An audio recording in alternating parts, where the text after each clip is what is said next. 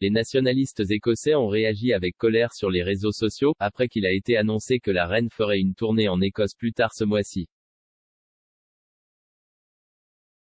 Le monarque visitera des organisations caritatives et des entreprises à Édimbourg, Glasgow et Stirling.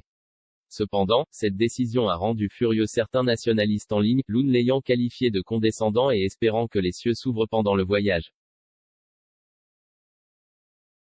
La visite de 4 jours durera du 28 juin au 1er juillet, la reine séjournant au palais de Holyrood House. Elle sera rejointe par le prince William, connu en Écosse sous le nom de comte de Strathern pendant un jour et plus tard par la princesse Anne.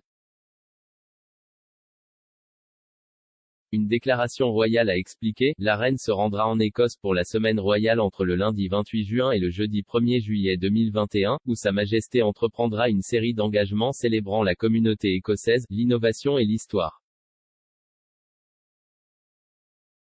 La reine séjournera au palais de Holyrood House, la résidence officielle du souverain en Écosse.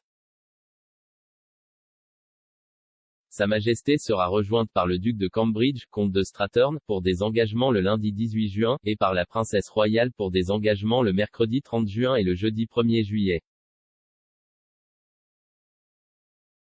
À Édimbourg, Glasgow et Stirling, la reine visitera des entreprises, des organisations caritatives et des institutions culturelles qui mettent en évidence le travail de pionniers en cours pour renforcer l'engagement communautaire, l'éducation, la technologie et les efforts pour lutter contre le changement climatique. Réagissant à la nouvelle sur Twitter, une nationaliste a posté « Son précédent syndicat est mort ». L'utilisateur avait un sautoir élevé comme photo de profil et s'est décrit comme un Écossais fier qui n'aime pas les conservateurs et les syndicalistes. Un autre utilisateur a ajouté « On espère que les cieux s'ouvriront aux proportions bibliques » lors de sa visite condescendante en Écosse. Ils ont accompagné cela d'un emoji de visage vomissant et du drapeau écossais. Un troisième titulaire de compte Twitter a écrit « Sponger part en vacances gratuites ».